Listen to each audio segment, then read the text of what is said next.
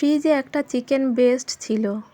চিকেনের তো নানান রকম রেসিপি ঘুরিয়ে ফিরিয়ে করতে হয়, সব সময় তো আর একঘেয়েমি চিকেন কষা আলু দিয়ে ভালো লাগে না, বিশেষ করে বোনলেস চিকেন। তাই আজ ভাবলাম একটু চিলি চিকেন বানিয়ে নিই।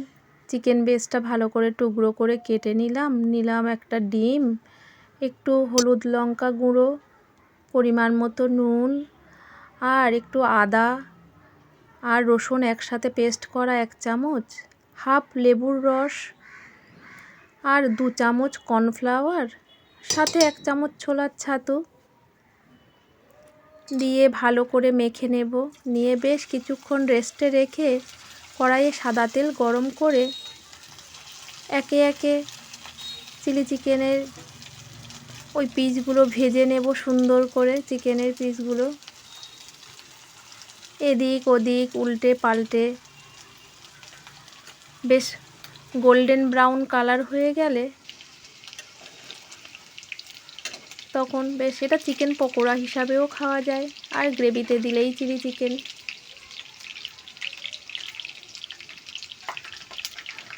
এগুলো তুলে রেখে তেলটা একটু কমিয়ে নিয়ে এবার 1 চামচ মতো তেল রেখে দিয়ে দেব রসুন কুচি, আদা কুচি, কাঁচা লঙ্কা কুচি, একটু নেড়েচেড়ে বড় করে কেটে রাখা পেঁয়াজ, ক্যাপসিকাম আর অল্প একটু পেঁয়াজ কলি কুচানো। এগুলো নরম হওয়ার জন্য দিয়ে দেব একটু নুন, পরিমাণ মতো নুন দিয়েই দিলাম।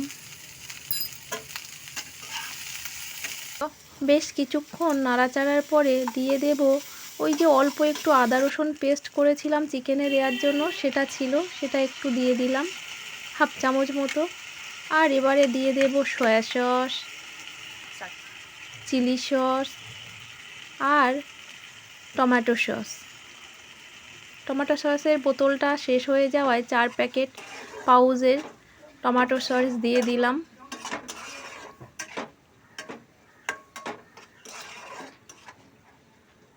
একটু নাড়িয়ে চাড়িয়ে পরিমাণ মতো চিনি দিয়ে দেব, আর গ্রেভির জন্য দিয়ে দেব 1 চামচ কর্নফ্লাওয়ার গোলা জল।